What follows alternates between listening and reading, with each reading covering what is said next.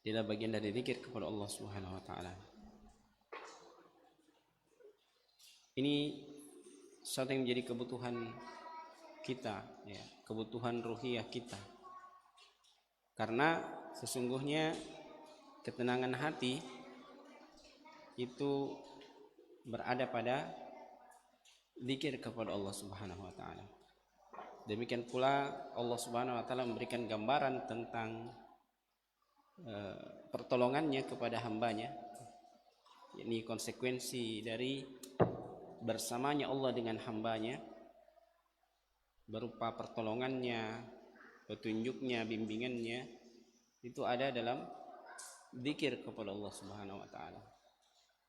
Kata Allah Subhanahu wa taala dalam hadis qudsi, ana ma'a 'abdi ma dzakarani wa takharraqat bi syafatahu. Kata Allah Subhanahu wa taala, aku bersama dengan hambaku pada saat mereka berzikir kepadaku, pada saat mereka ingat kepadaku, dan bergerak kedua bibirnya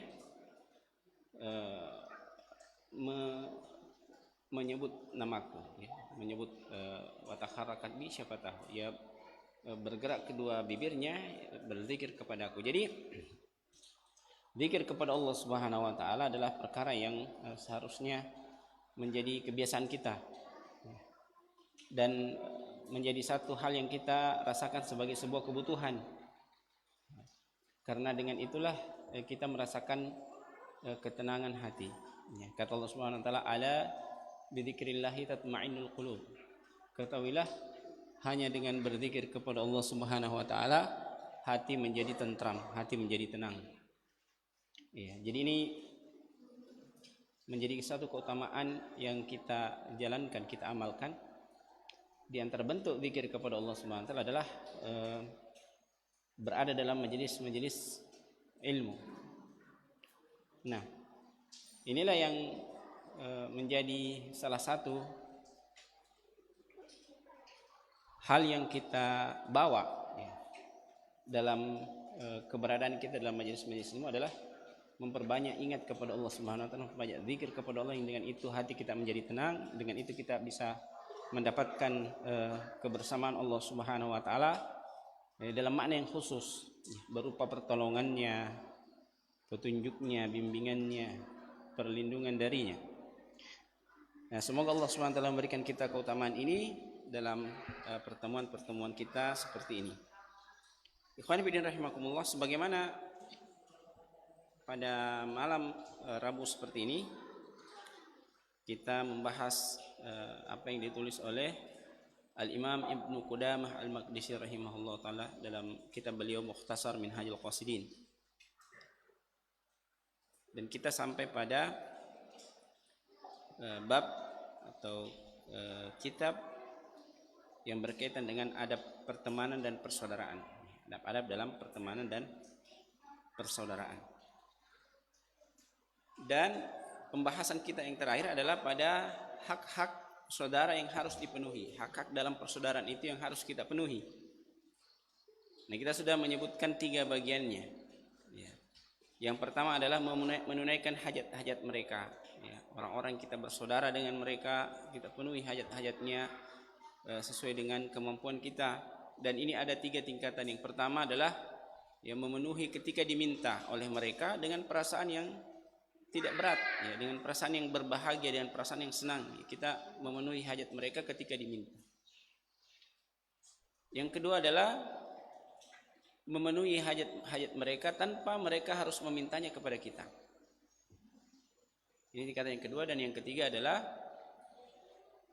ya, mendahulukan kebutuhan mereka daripada kebutuhan kita sendiri, meskipun kita membutuhkan. Ya, namanya al-ithar. Kemudian yang kedua adalah hendaknya kita diam pada perkara-perkara yang harus kita diam terhadap saudara kita, yakni tidak membicarakan aib mereka, ya, tidak mencela mereka, tidak mendebat, ya, saudara-saudara kita itu, ya, tidak menggibahinya dan seterusnya. Itu yang maknanya diam, ya. Kemudian yang berikutnya adalah berbicara, hak untuk berbicara kepada mereka, ya, dalam hal-hal yang munasabah dengan berbicara itu, ya. Baik itu menasihatinya, berbicara dengan apa yang dia sukai, memuji pada apa yang memang ada pada dirinya, ya, mencintainya dan mengungkapkan rasa cinta itu kepadanya, ya, dan seterusnya, ya, berbicara dengan hal-hal yang memang baik, ya, pembicaraan itu kepadanya. Kemudian yang berikutnya, ya, hak yang berikutnya ini yang tiga. Yang pertama sudah pernah disampaikan pada pertemuan sebelumnya. Kemudian yang berikutnya hak yang kelima. Hak yang kelima adalah berdoa untuk mereka, berdoa atau mendoakan saudara-saudara kita, ya, mendoakan mereka baik di saat mereka masih hidup maupun ketika sudah meninggal. Iya. Jadi di antara hak persaudaraan, ya, di dalam Islam adalah berdoa untuk saudara-saudara kita, ya, baik ketika dia masih hidup maupun dia sudah meninggal dunia. Doa dengan kebaikan sebagaimana kebaikan yang kita harapkan juga untuk diri kita. Iya. Dalam Sahih Muslim, jadi ini gambaran betapa tingginya nilai persaudaraan dalam Islam, ya. Dalam Sahih Muslim, hadis dari Abu Darda radhiyallahu anhu, bahwa Nabi SAW bersabda, da'watul mar'il muslimi li akhihi bi dhahril ghaibi mustajabah. Ya, kata Rasulullah, doa seorang muslim kepada saudaranya ketika dia tidak ada. Ketika dia dalam keadaan ghaib, ya, tidak berada di dekatnya. Bi dhahril ghaibi mustajabah, itu istijabah. Itu mudah diterima oleh Allah, mudah dijawab oleh Allah Subhanahu wa taala. Ya. Inda ra'sihi malakun muwakkilun.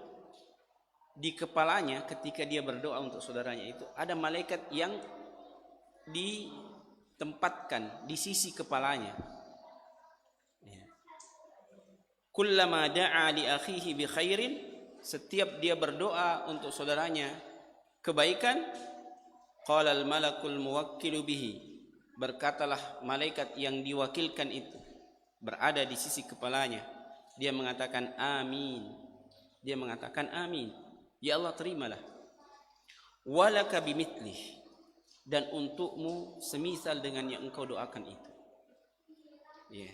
Jadi di antara wasilah untuk kita mendapatkan pengabulan doa untuk diri kita adalah mendoakan saudara kita dengan apa yang kita inginkan untuk diri kita. Iya. Karena yang mengaminkannya adalah malaikat. Dan malaikat tidak sekedar mengaminkan, tapi mengembalikan doa itu kepada orang yang berdoa. Walaka bimithlih, dan untukmu yang serupa dengan itu. Ya, dan berdasarkan hadis ini, perawi hadis ini Abu Darda itu mendoakan saudara-saudaranya dalam jumlah yang banyak dan menyebut satu persatu nama mereka.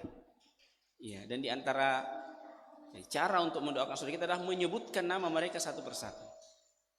Ya, dan Abu Darda itu menyebutkan nama-nama saudara-saudaranya atau saudara-saudaranya dalam agama, menyebutkan nama-nama mereka dalam doa-doanya. Dan Imam Ahmad bin Hanbal itu mendoakan 6 orang sahabatnya, ya, termasuk dalamnya Imam Syafi'i di waktu sahur. Ya, di waktu sahur. Ya. Jadi di waktu ketika doa itu istijabah, beliau mendoakan saudara-saudaranya.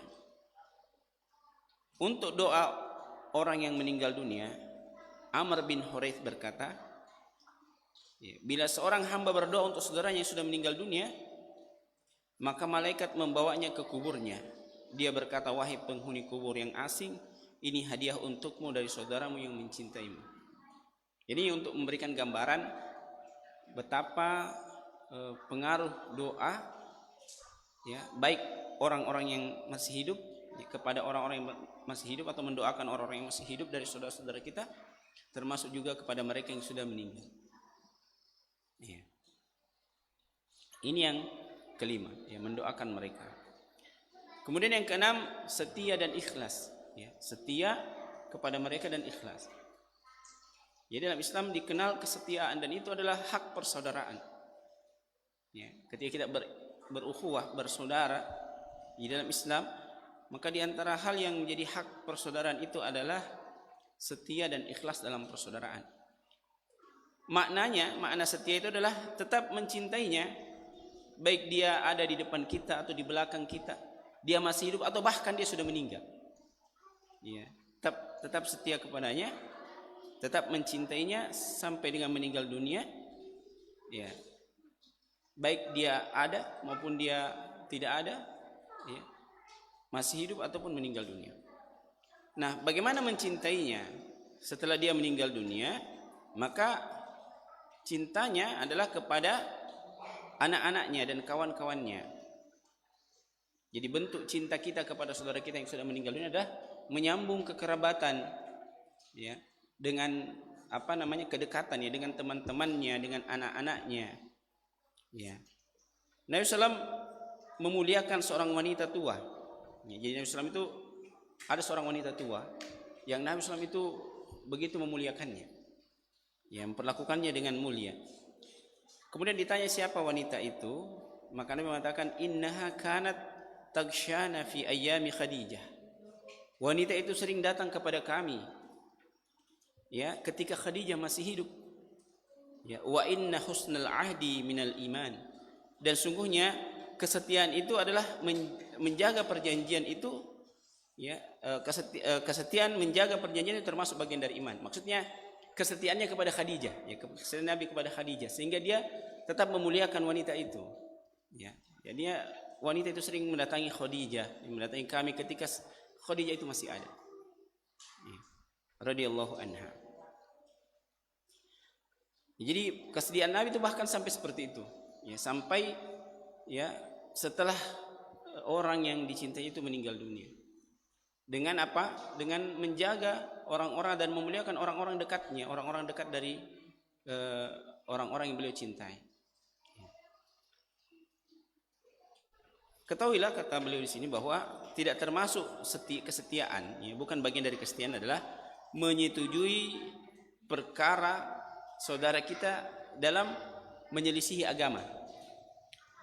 Ya, bukan berarti kesetiaan itu ketika saudara kita menyelisih agama kemudian kita menyetujui. Ya, tidak seperti itu. Dalam persoalan agama maka tidak ada kesetiaan, ya. Tidak ada kesetiaan dalam menyetujui perbuatan-perbuatan yang menyelisihi aturan dan hukum-hukum agama.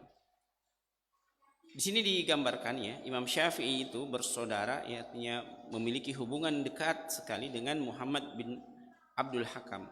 Ya. Ya. Dan dia mendekatkannya kepadanya dan mendatanginya tatkala Imam Syafi'i itu menjelang kematiannya. Ya, sakit dalam keadaan dia menjelang kematiannya. Kemudian Imam Syafi'i itu ditanya, sementara Abdul Hakam ini ada di dekatnya.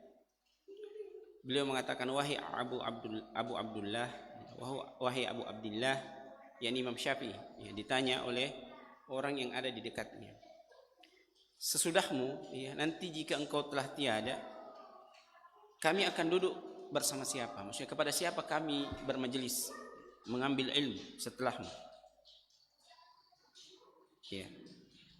Muhammad bin Abdul Hakam yang saat itu berada di dekatnya itu menyodorkan dirinya, ya, menyodorkan dirinya dengan harapan Imam Syafi'i akan menunjuk dia, akan menyebut namanya. Ya. Namun Imam Syafi'i berkata, ya, Abu Ya'qub Al-Buwaiti, maksudnya setelah saya ini maka sebaiknya kalian bermajelis kepada Abu Ya'qub Al-Buwaiti. Maka Muhammad bin Abdul Hakam sedih, ya, sedih karena itu, ya. Padahal Muhammad sudah membawa mazhab Syafi'i dari Imam Syafi'i. Ya. Namun di sisi Imam Syafi'i, Al-Buwaiti ini lebih dekat kepada zuhud dan wara', ya, dalam pandangannya, dalam pandangan beliau. Maka Imam Syafi'i, ya, menasihati kaum muslimin meninggalkan kepura-puraan. Ya. Jadi, ya, meskipun orang dekatnya, ya, Imam Syafi'i itu dekat kepada Abdul Hakam, tapi, ya, beliau tetap melihat kepada siapa yang memang lebih pantas. Bukan karena kedekatan maka dia ditunjuk untuk satu kedudukan yang seharusnya bukan ditujukan kepadanya, yaitu kedudukan itu bukan untuk dia. Ya. Maka setelah itu akibatnya Ibnu Abdul Hakam ini meninggalkan mazhab Syafi'i dan beralih ke mazhab Maliki. Ini menunjukkan apa? Menunjukkan memang ya apa ini yang disebutkan tadi ya, tentang kesetiaan itu. Termasuk setia hendaknya tidak mendengar kata-kata orang atas kawannya. Ya, artinya kalau ada kawannya yang dibicarakan ya, di tengah-tengah manusia keburukannya, jadi dia tidak senang dengan itu ya. Tidak mendengar kata-kata itu. Kalau dia dibicarakan keburukannya, maka dia meninggalkannya, dia tidak mendengarkannya. Itu termasuk kesetiaan. Dan juga di antara bentuk kesetiaan adalah tidak berteman dengan orang-orang yang melawannya, dengan lawannya. Kalau teman kita itu punya lawan, maka di antara bentuk kesetiaan kita adalah tidak berteman dengan lawannya itu. Ya, kan itu menyakiti perasaannya. Ya, jadi kalau ada orang yang berteman, ya, kemudian dia justru dekat dengan orang-orang yang selalu menyelisih temannya, selalu menjadi lawan temannya, maka itu bentuk ketidaksetiaan. Ya, bentuk ketidaksetiaan. Orang yang suka mencelanya, orang yang menuduhnya, ya, orang yang menuduh hal-hal buruk kepadanya, maka ketika dia berteman dengan mereka, maka ini bentuk ketidaksetiaan. Kemudian yang ketujuh,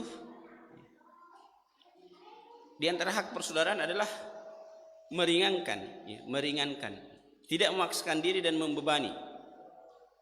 Ya, tidak memaksakan diri dan membebani. Jadi di satu sisi kita tidak memaksakan diri untuk dia dalam hal-hal yang berlebihan, dan juga tidak membebaninya. Tidak membebaninya. Maksudnya tidak membebani saudaranya sesuatu yang memberatkannya. Jadi kita mengenal ya kisah sahabat Abdurrahman bin Auf radhiyallahu anhu ketika dia dipersaudarakan dengan salah seorang sahabat Ansor. Kemudian beliau ditawarkan setengah dari harta ya, sahabat Ansor ini. Bahkan ya, ditawarkan ya, pilihlah dari istri-istrinya yang mana yang dia sukai, kemudian dia akan ceraikan istrinya itu dan dinikahkan dengannya. Ya kan, tapi sahabat Abdurrahman bin Auf menolak itu, ya, tidak menerima itu. Beliau bahkan mengatakan, tunjukkan saja saya di mana pasang. Ya, jadi tidak membebaninya, tidak memberatkannya. Ya, dan sebaliknya mengistirahatkan hatinya, hati saudaranya itu dari hajat-hajat dan pekerjaan-pekerjaannya. Jadi kalau kita punya, jadi ada dua sisi sini. Ya. Dari sisi kita berusaha memenuhi hajat saudara-saudara kita, tapi kita kepada saudara kita berusaha untuk tidak membebaninya. Ya.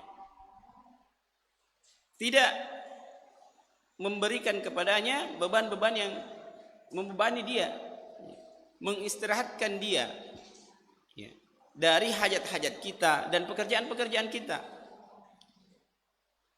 ya, dan tidak memanfaatkan hartanya dan kedudukannya ya. Kadang ada orang yang sengaja berteman hanya untuk memanfaatkan harta dan kedudukannya ya, hanya karena mau mendapatkan bagian dari kelebihan harta yang dimiliki orang itu. Demikian pula kelebihan mungkin dari sisi jabatan dan kekuasaannya. Ya, maka seorang sahabat ya, seorang yang bersaudara di antara hak persaudaraan itu tidak membebani. Ya. Meskipun dia punya kelebihan harta, maka sebaiknya kita tidak membebaninya dengan ya hajat-hajat kita dari hartanya atau dari kedudukannya. Tidak membebaninya untuk memperhatikan keadaannya. Jadi tidak membebani saudara-saudara kita untuk selalu mau diperhatikan keadaan kita. Ya. Di antara hak persaudaraan itu dari sisi kita adalah tidak justru membebani saudara kita untuk selalu kita ini mau diperhatikan oleh mereka. Ya meskipun secara asal ya seharusnya seorang saudara itu memperhatikan saudaranya, tapi dari sisi kita tidak mengkondisikan diri atau tidak memaksa-maksakan untuk kemudian kita harus selalu diperhatikan.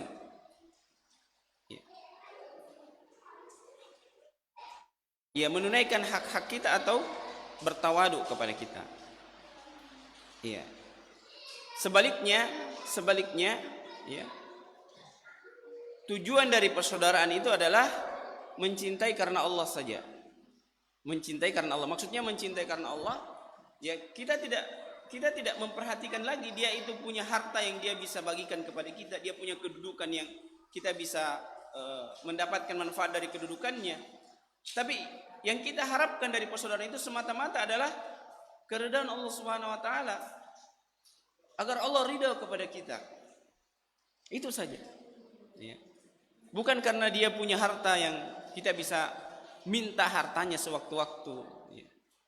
Agar dia memenuhi hajat-hajat kebutuhan kita dengan kelebihan hartanya atau kedudukannya atau kekuasaannya. Tidak.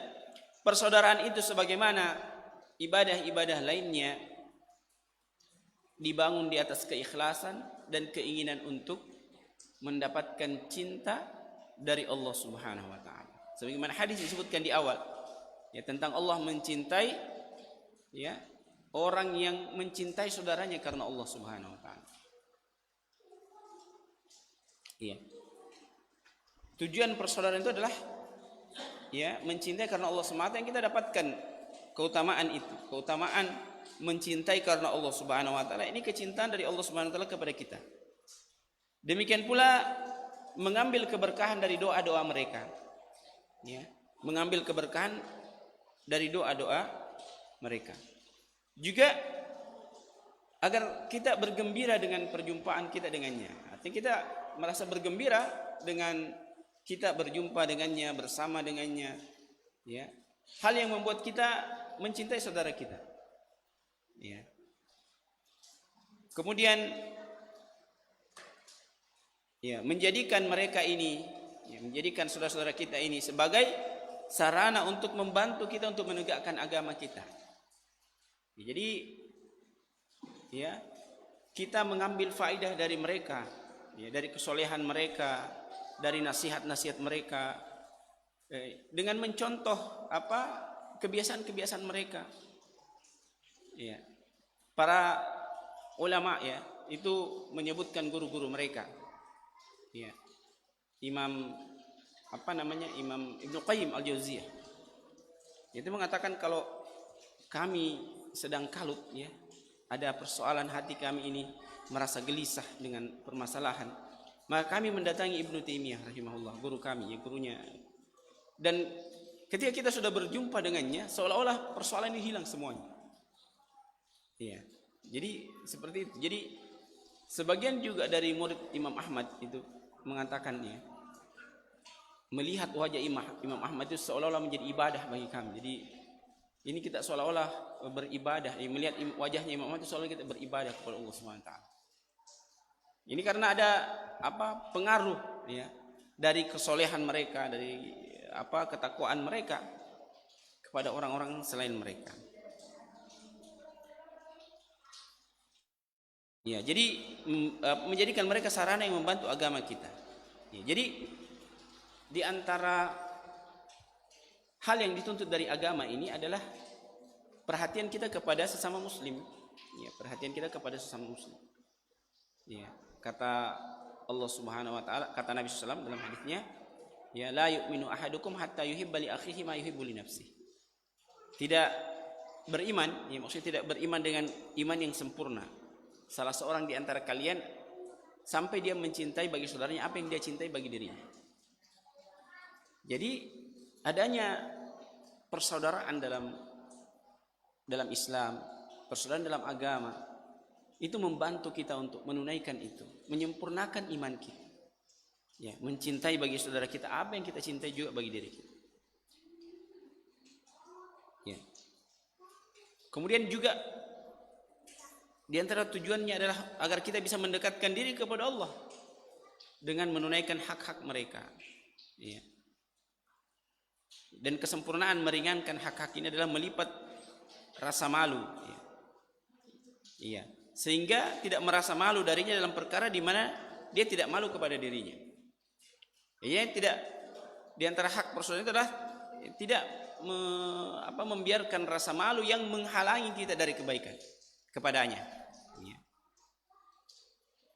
Ja'far bin Muhammad berkata, ya, saudaraku yang paling berat, ya, saudaraku yang paling berat adalah orang yang memaksakan dirinya untukku. Ini katanya, dia orang yang paling berat bagi saya, ya, dari saudara saya itu adalah kalau dia memaksa-maksakan dirinya untuk saya.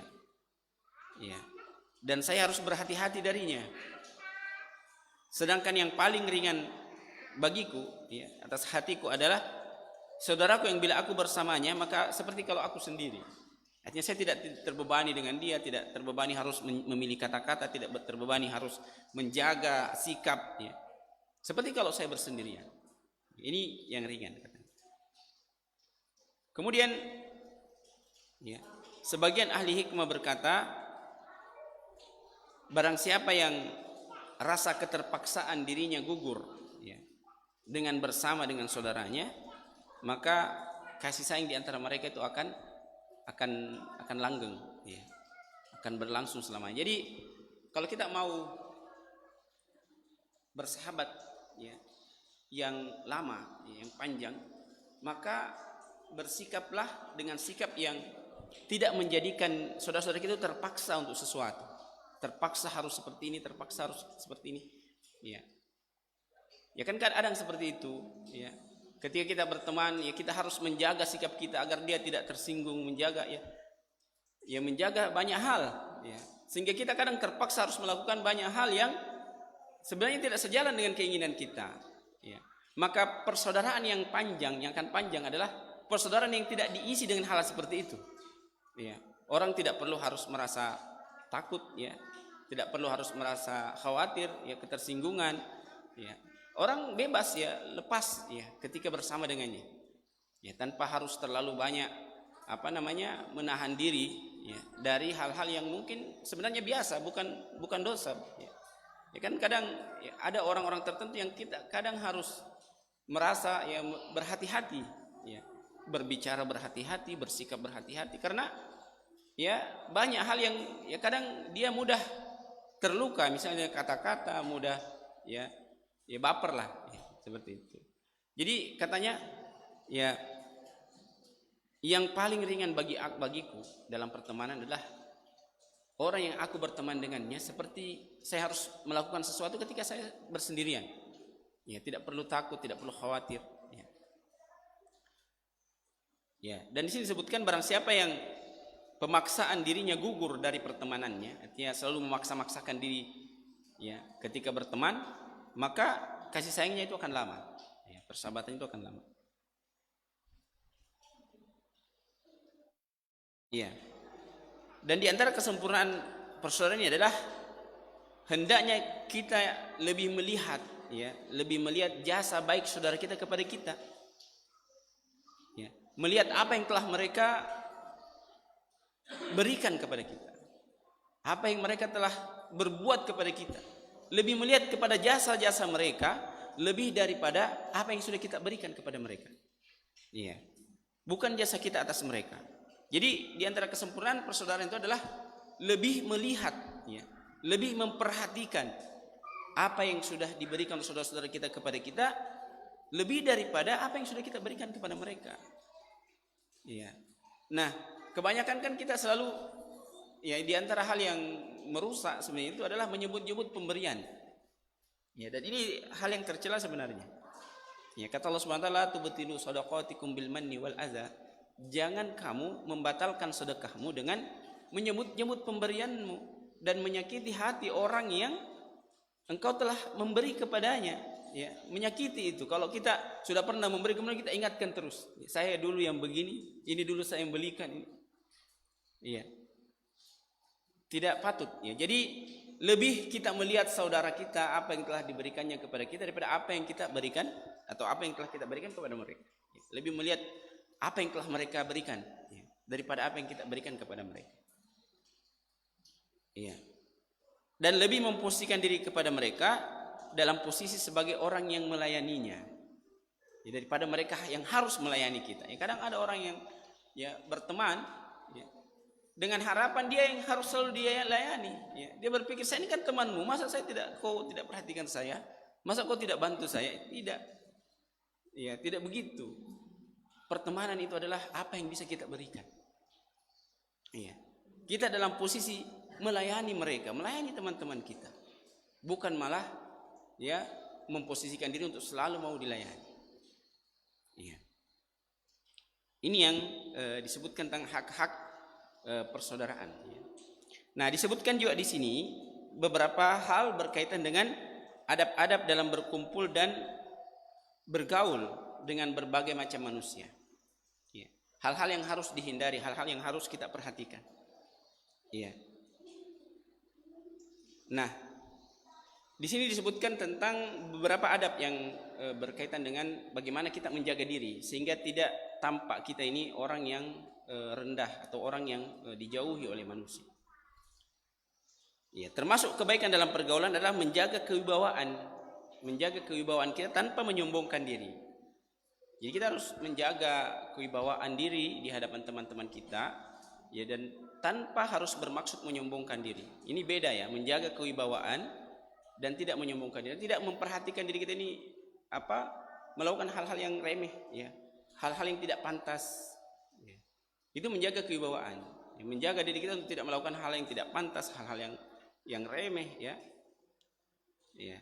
Menjaga kewibawaan tanpa harus menyombongkan diri, ya, tanpa harus memberikan sikap yang menunjukkan kita ini sombong, ya, sombong kepada saudara kita. Bertawadu artinya rendah hati, ya, rendah hati, ya, tanpa menghinakan diri. Ya, tawadu di hadapan saudara kita, tapi kita tidak menghina-hinakan diri, ya. Ya. Bertemu dengan saudara kita, ya, atau bahkan lawan kita dengan wajah yang ridha, ya, tanpa merendahkan diri kepada mereka. Jadi hadapilah teman-teman kita atau bahkan lawan kita itu dengan wajah yang ridha, ya, tidak menunjukkan permusuhan, ya, tidak menunjukkan kebencian, ya, atau kesombongan, ya, di hadapan mereka. Ya, tanpa menunjukkan rasa takut kepada mereka, ya, bahkan kepada musuh-musuh kita, ya. Menjaga diri dalam majelis, ya. Menjaga diri dalam majelis maksudnya tidak melakukan hal-hal yang remeh, ya, hal yang buruk, ya, yang menghilangkan kewibawaan kita. Artinya kalau kita duduk bersama-sama, ya, kita harus menjaga diri, ya, jangan banyak melakukan hal-hal yang nanti disebutkan beberapa contohnya di sini. Ya.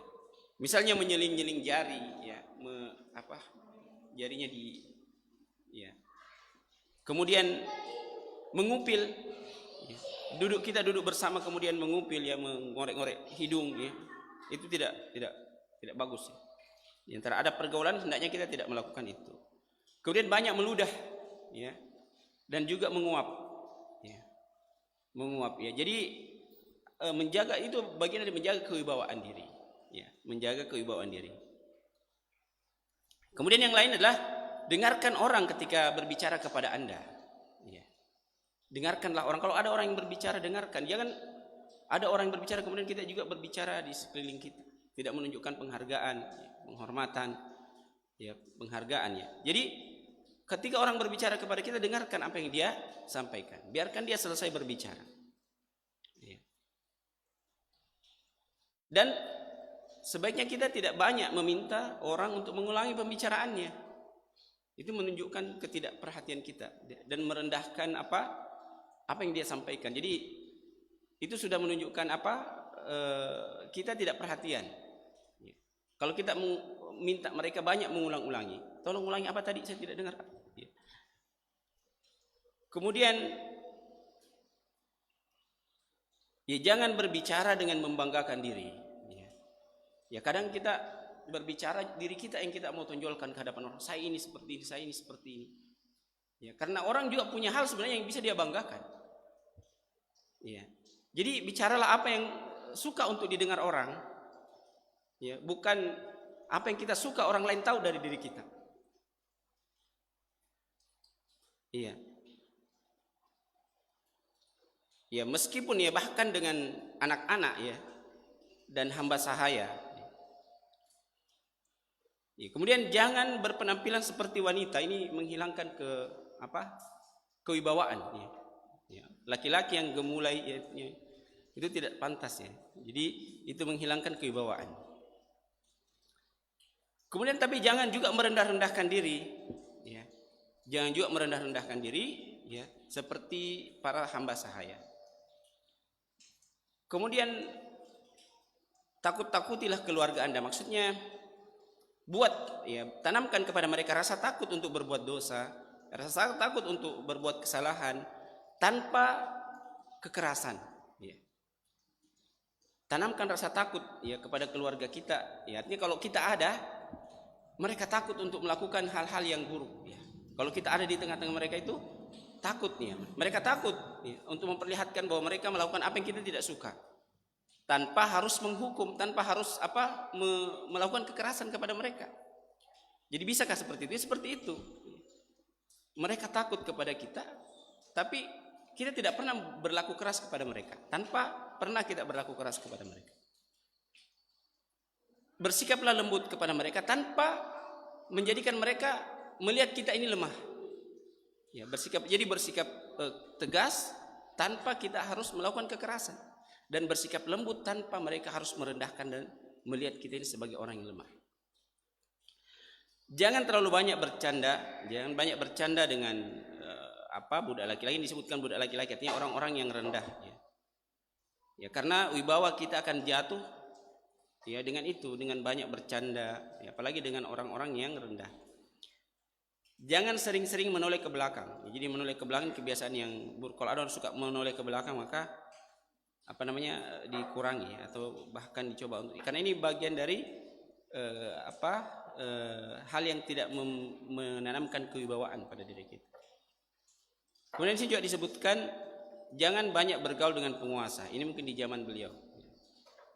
Bila Anda melakukan ya, maka waspadailah dosa ghibah ya, karena di depan penguasa itu banyak orang yang biasanya menceritakan orang lain, ini begini, ini begini, ini begini. Maka kalau Anda harus bergaul dengan mereka, jangan bergibah, jangan menceritakan orang lain dalam keadaan yang buruk.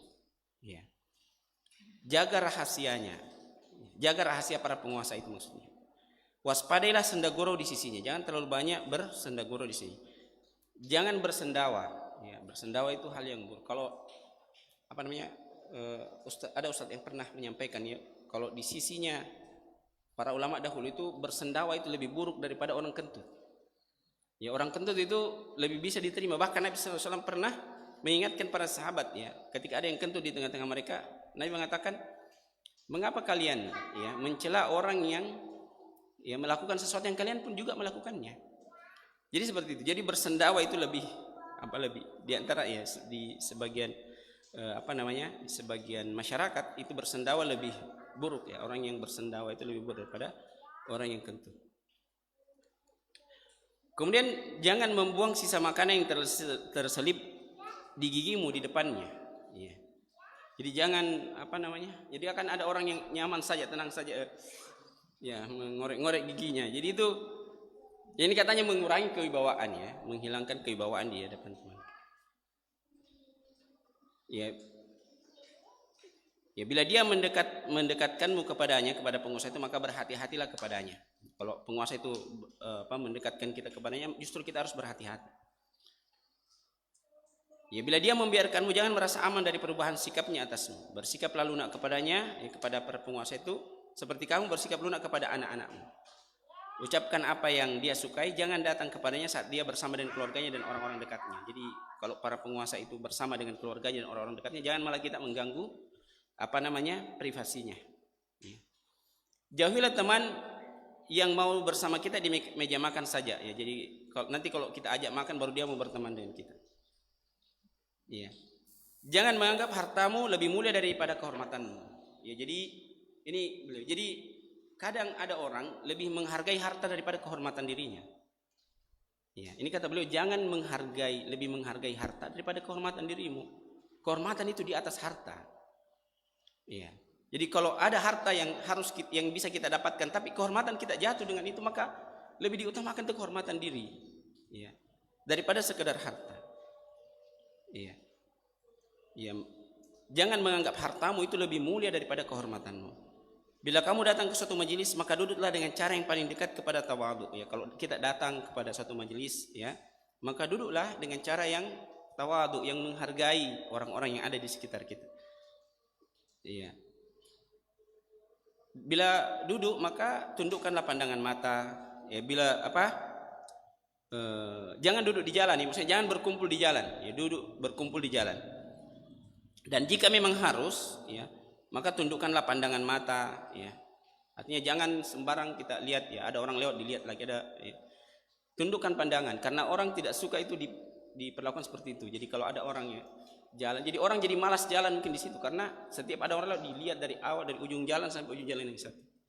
Jadi tundukkan pandangan. Jangan, kalaupun harus duduk di jalan, maka tundukkan pandangan mata.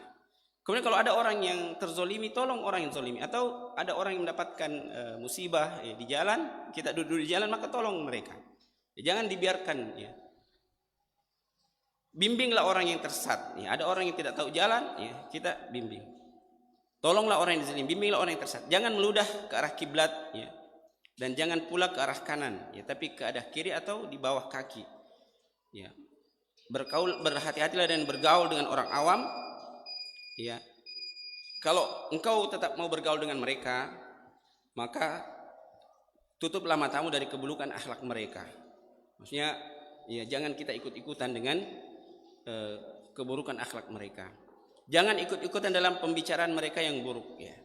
Jangan banyak bercanda, ya, karena bisa menyebabkan orang yang berakal tidak menyukai kita. Saat bercanda dengan orang-orang yang bodoh, dan orang-orang yang bodoh pun akan berani terhadap kita. Jadi kadang ada orang yang punya sebenarnya kedudukan, punya jabatan, tapi karena dia terlalu sering bercanda, akhirnya orang-orang yang rendah itu mudah untuk mempermainkan mereka, mudah untuk berani untuk mempermainkan, ya. Ya, padahal dia seharusnya orang yang punya jabatan, orang yang punya kedudukan harusnya. Tapi karena dia terlalu banyak bercanda, akhirnya kedudukannya itu dan jabatannya itu tidak diperhatikan orang. Ya, kan dia terlalu banyak bercanda. Ya, meskipun mungkin bercanda ini dibutuhkan, tapi ketika dia sudah berlebihan maka itu juga menjadi sesuatu yang tercela. Nah, ini akhir dari pembahasan tentang adab-adab pertemanan persaudaraan. Ya, insya Allah kita akan masuk ke bagian berikutnya, bab yang berkaitan dengan hak-hak muslim, kerabat, tetangga, dan hal-hal yang berkaitan dengannya. Kita cukupkan. Barakallahu fikum wa jazakumullahu khairan. Semoga Allah membalas kebaikan atas kebersamaan kita. Kita akhiri, subhanakallahumma rabbana wa bihamdika asyhadu an la ilaha illa anta astaghfiruka wa atubu ilaik. Wassalamualaikum warahmatullahi wabarakatuh.